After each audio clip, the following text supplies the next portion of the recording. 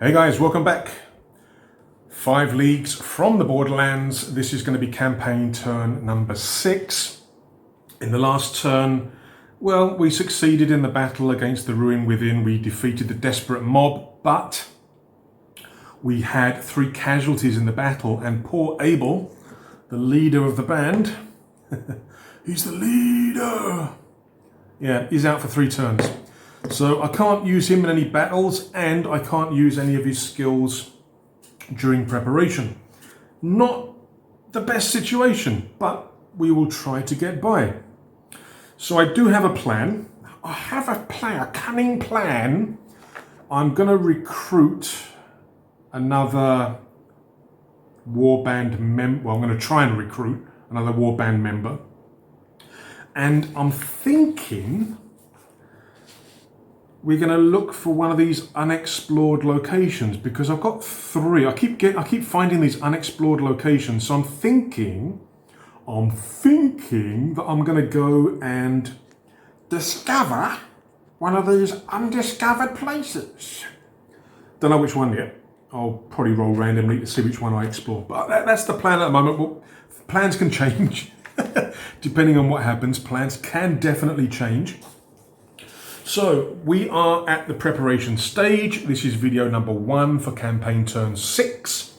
So we'll be doing our preparation. And as usual, I have my notebook. I have my record book here, which has all the details for every turn.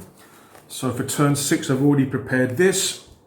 Let us begin. So the first thing we need to do is, let's move that out of the way. Local events. So local events is the first thing we do. Is basically, what's happening around us when we start each turn, when we start each week or each month. Now, at the end of campaign turn 5, we did stay in Amberhorn Town. So once again, we are going to be using the town events table. And let's hope we get something good. So we are going to roll percentage, white first. We get a 0-7. 0-7. And so the story went. The Warband spends an evening musing on their travels so far and where they might end up. Add +1 story point. I don't mind if I do. So I rolled 0-7. And we get +1 story point. Very nice, very nice. I'll add that now, because I've used a couple of these to kind of bring people back from the dead and to stop bad things. So I've got 3 now. Nice, nice, nice. Right. So that was step 1, local events. Now we come to hard times. Hard times. We've got upkeep now.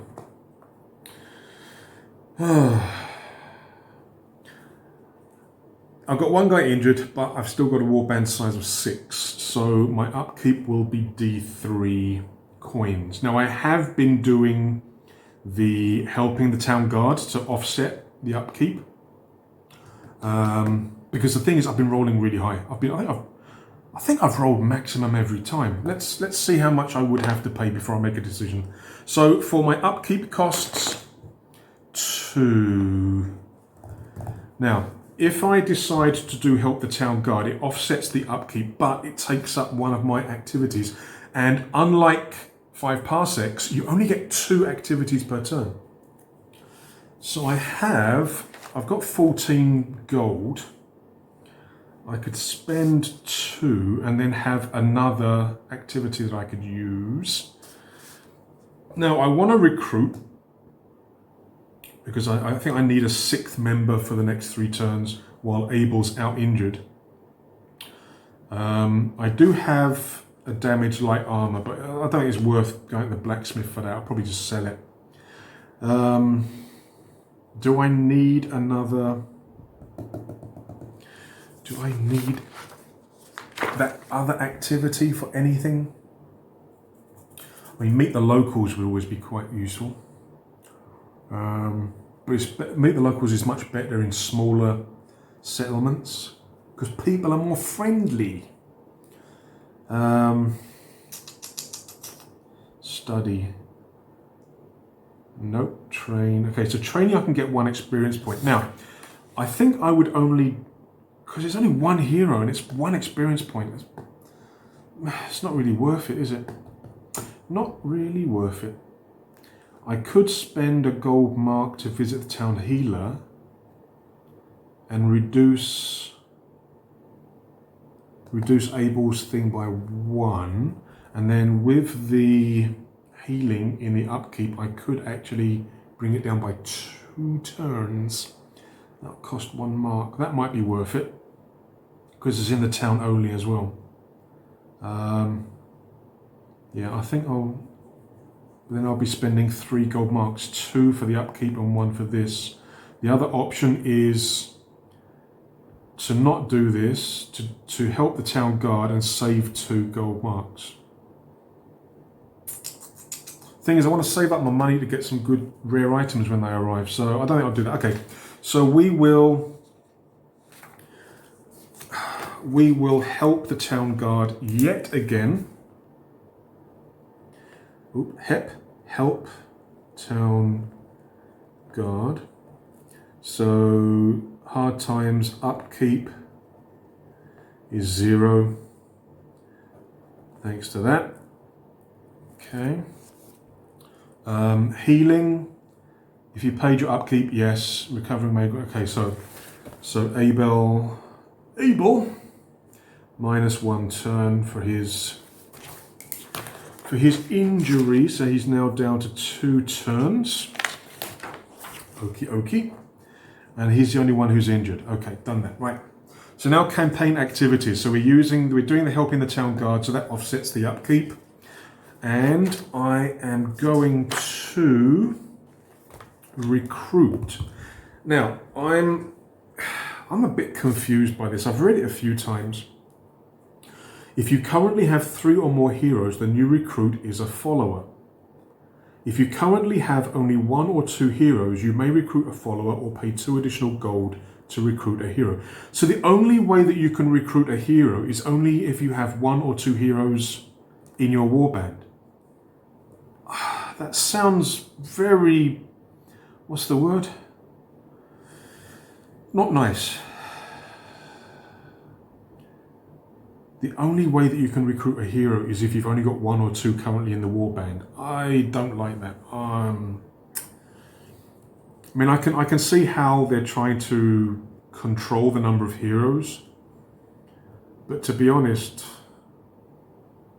I mean, if you can have 4 when you start the warband, I mean, why can't I have a hero when I have 1, 2, or 3 heroes? I don't get it.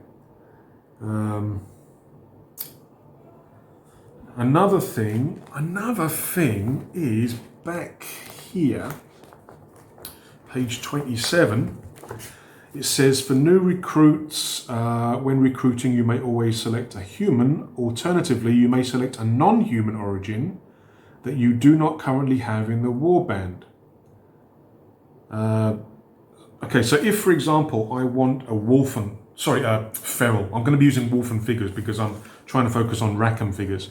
So if I use a feral, if I decide to have a feral recruit, he has to be a follower. Do I get the feral options?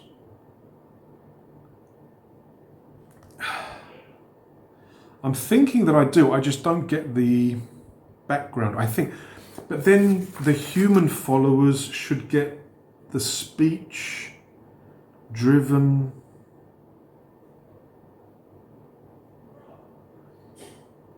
I think that's how it works. I might have been doing this wrong because I was doing my followers as having nothing. But I think looking at this, I think that followers will still get their racial bits and pieces. I think. So I think, and again, put down in the comments if I'm definitely wrong on this, but I'm thinking that my human followers should get +1 speech and driven. Now, for driven, it does say down the bottom here, a human hero, if he obtains a will increase, they'll get 2 experience. So that won't apply to followers, obviously. And then here, +1. I think this is how it works. I might have been doing it wrong. Well, this might be wrong, I don't know. Let me know. And then driven. Okay. So what I'm thinking is I'm going to try and recruit. I'm going to try and find a feral. Roll up to see what his background is, and then give him the feral racial things, but obviously not the outsider background, just the other bits down here. I think that's I think that's how it works. That's how I'm going to do it anyway. it's a solo game. It's my game. I'll do what I want. So what I'm going to do is I'm going to try and recruit. I'm going to try and recruit a wolf and follower, because I can't have a hero according to these rules. Because having too many heroes is not allowed. Right. So for recruit, it costs 1 gold. We've got to make a 7+ leadership test. I don't think I've got leadership, have I? I don't think I have it. I don't think I've got it. I don't got it. So we're in a town, so we get a +1, so it's a 6+. If we succeed, we may add a new Warband character. Okay, yeah, I don't like that. Right. So we have to make a proficiency test, which is 2d6, and I need to get a 6+ to recruit my new feral. Right, okay. Yeah, I think that's how it works. Right, I need a 6+. We get an 8, which is enough. We get ourselves a new follower. Right, and like I say, I want a feral. So I'm going to be using one of my Rackham Wolfen figures, which means I have something new to paint. I've got to paint it before the next turn.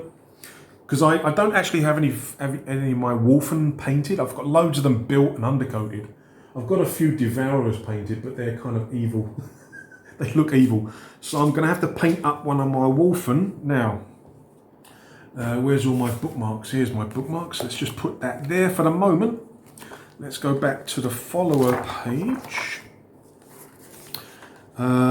If nothing is listed, they'll come with a light weapon and no other items. Okay, okie dokie. Each follower will be. Oh, this is for the ones when we generate for this to start with. So they're gonna have nothing. I'm gonna have to buy them stuff, and I. All right. All right. So follower. Let's roll. White first. We get 84, studious apprentice. Okay, so we've got a feral, a wolfen, who's a studious apprentice. Actually, I'm laughing, but I think I have a Rackham Wolfen figure that kind of fits. All right, so yeah, all right, so he is a follower. We rolled 84, and that is a studious apprentice. Studious apprentice. Okie dokie. And they start off with nothing. Okay. He starts off with a light weapon. All right. Right, okay. Well, I mean, the thing is, we do have some stash. I've got damaged armor, which is no good. I've got a warhammer, which he could use. A fine standard weapon, which he could use. Might have to buy him some armor though. Right. So we've got ourselves a follower. We've done our 2 activities. Now it is time for trading. Right. Let's go back to the preparation part of the book. Right, we've done all that. Now we're at trading town only. Yeah, settlement only. Yeah. Oh, okay. Okay, so if you're in town, you can roll twice on the rare goods. Okay. Now for what was the special things? My villages have all got special things, haven't they? Let's have a look. Okay, so the town's a market town. First visit doesn't apply. Village can get extra. Hamlet +1 to recruit rolls. Okay, not applicable. Not applicable. Right, so we get offered two rare goods. What are we going to get? Where the rare goods? Okay, first one. We get a 92, a talisman. All right. So we get offered. I'll put here rare talisman, and that costs 5. And the other item we get offered is a 90, another talisman. Okay, so we get offered 2 talismans. Right, let's have a butcher's and see what talismans do, shall we? Right, where are we? Talisman. Okay. Talismans, single use, and you have to wear. Good luck is guaranteed with this, says the merchant. If a roll on the post-battle injury or flight in the dark table would result in a character dying, roll d6. On a 5 or 6, they miraculously survive by the grace of the old gods. On any other roll, they perish as normal. In either case, the talisman is lost. 5 or 6. Is it worth... It's not worth 5 gold for those. Now, forget that. Forget that. Not worth the money. Right. Because I ain't going to roll a 5 or 6. You just know I'm not going to roll a 5 or 6. Right, I do, however, want to sell some stuff. Items can be sold for 1 gold mark. Valuables can be sold for their value. In a hamlet or village, you can sell 1 per turn. In a town, you can sell any number. Okay, so I'm going to sell the quiver, the damaged light armor. How much is light armor anyway? Light armor is 2. And it's going to cost how much to repair this one? 1. So it's the same cost. Yeah. All right. So I'm selling the damaged light armor. I'm selling the large quiver, and I'm selling the tapestries. So 3. Let's cross these out. Zonk, zonk, and zonk, and I get 5 gold. So I'm now at 19. Oh, the recruit cost me 1, didn't it? So I'm at 18. Okay. Alright, so I've sold all that. Now I need to buy some stuff. I think I need to buy some stuff for my Wolfen. So I'm going to buy... I've got to buy him some armour, haven't I? Partial armour is 6. Light armour is 2. Do the Wolfen, or sorry, Ferals have any special rules that restrict armour or anything? Let's have a butcher's. Nope. Okay. No restrictions on armour. 6. It's a bit of an investment, isn't it? 6 gold. And I mean, he could take the Warhammer. But it's only a follower, isn't he? I mean, I could give the partial armor to somebody else.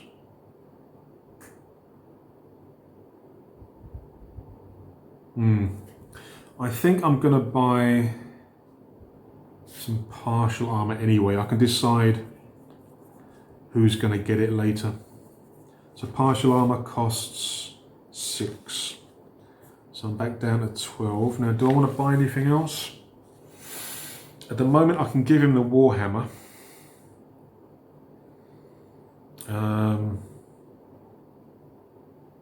Or I could switch with another character. I think the figure that I've got in mind, I think the Wolfen miniature that I've got in mind has a sword.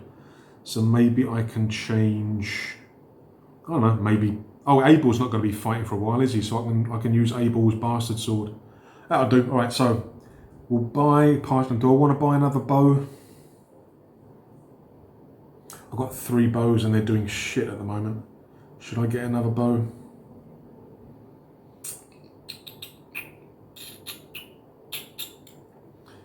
I think it's 5, isn't it? Oh, that'll leave me with 7.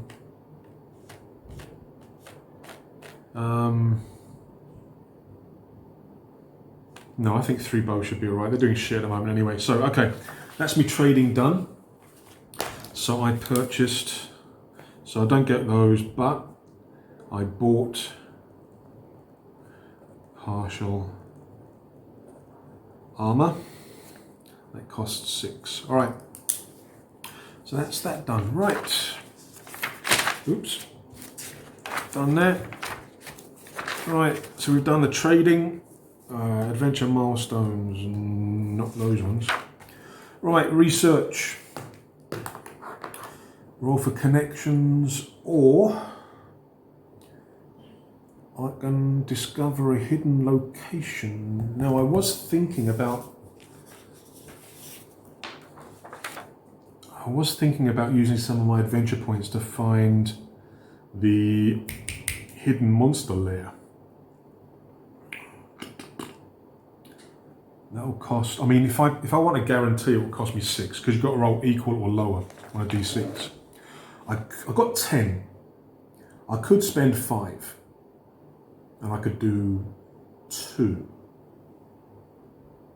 I could do 2 adventure milestones, but if on a 6 I lose all 5, do I feel lucky? Because I could spend 6 and be guaranteed, or I could spend 5 and then basically have enough to do another milestone at 5 as well. I don't know whether I want to risk it. I think what I'll do is I ain't going to take any risks. I'm going to use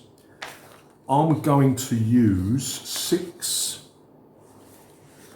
I'm going to use 6 of my adventure points. So I'm down to 4. And I am going to find the monster lair.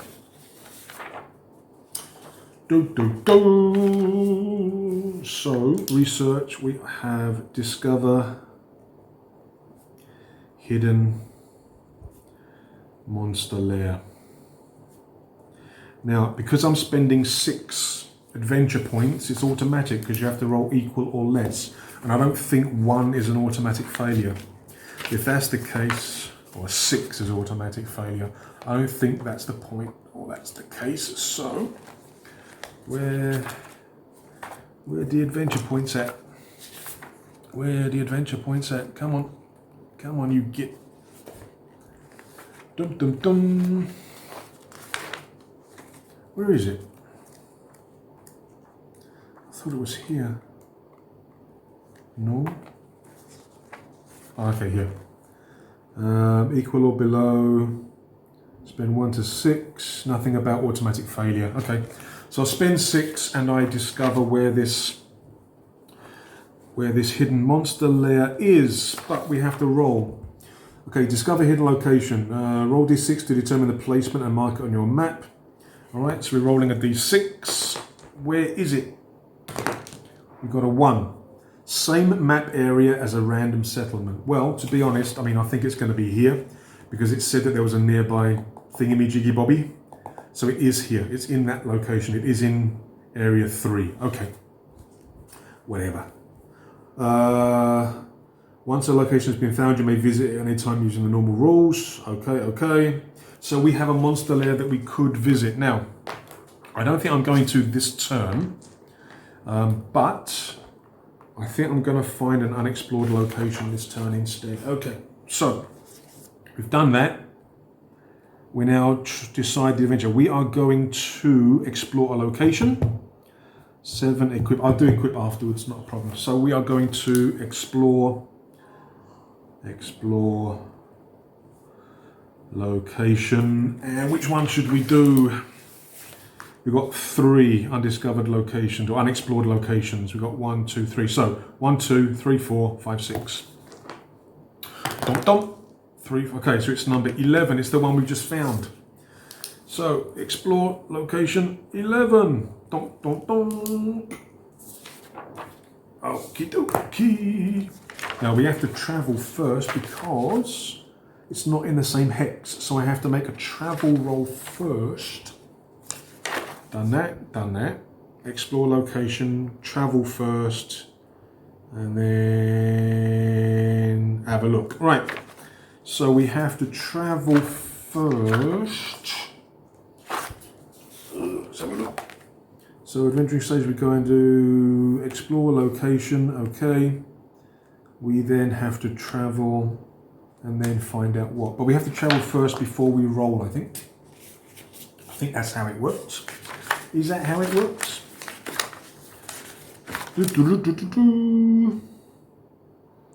Okay. Alright, so we have to travel first. Where's the travel? Travel. Okay, so we've got to travel first. Let's see what happens with the travel. Okay, white first. We get 56.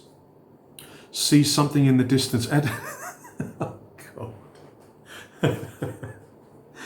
Add an unexplored location to your regional map. You may opt to go there now or continue to your original destination. Oh God almighty. All right, so that's out of the way. Okay, so travel, we rolled a 56 plus 1 unexplored location.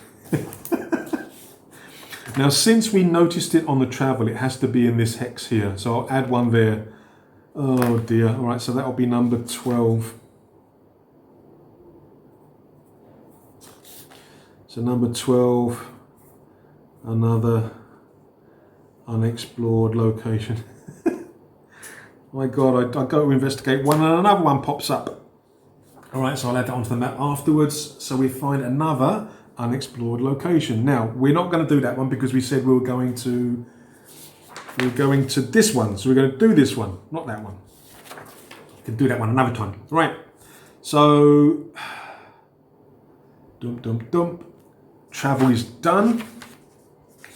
Now we have to have a look at this unexplored location. Unexplored location. All right. So we get there. We travel. We see something here. We don't want to investigate yet. And we end up here. We're going to have a look. What is it? Okay. So reach the location. Roll D100 to find out what it is. If it's a location that can result in a battle, you may explore immediately or choose to wait. If a battle takes place, proceed to the encounters section. Okay. All right, so we're going to explore this location. White first. Oh, is that good or bad? It's another bloody treasure site. You found signs of treasure. If you want to search for it, fight a site battle. Rolled from the lurking foes. Well, I did. That was my first battle against the bloody rats. Now, if I do this again, I've now got to go to the next entry, which are giant bugs. +4 numbers. Brave, crawling, too many legs, too many mandibles. These beasts express little fear of death. Oh, they're almost exactly the same as the rats, but they've got a point of armor. They're not slippery, they're brave. Right, let's have a look at the traits and see what those things are. Right, so they're not slippery anymore. So they're affected by movement restrictions like us. But brave, the enemy only fails morale on a 1 instead of the 1 or 2. Well, that would be another. Would it be another dungeon? Site battle. I don't know if I want to do another dungeon. I mean, I could. I mean, it's a site battle. Do site battles have to be in dungeons underground, or can they be other places? Okay, damp corridors, dusty chambers. While most sites are dungeons, cave networks, ruined castles, they can be anything you imagine if it's a monster-infested, cramped environment. So it could be a ruins. Or like I say, it could be another dungeon.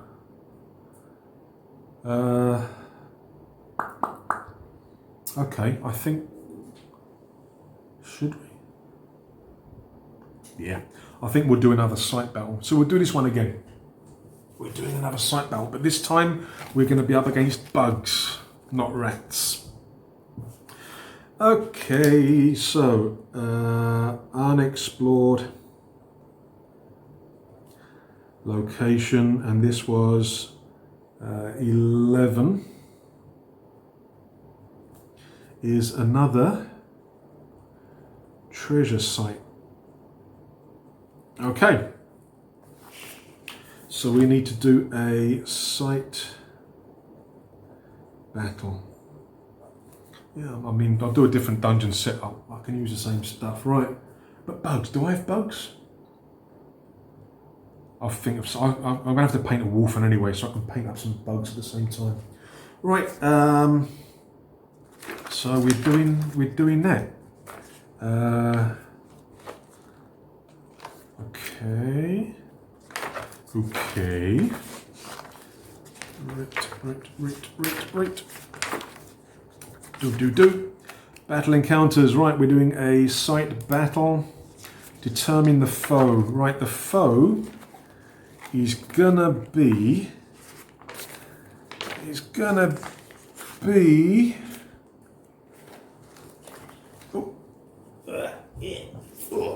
Don't.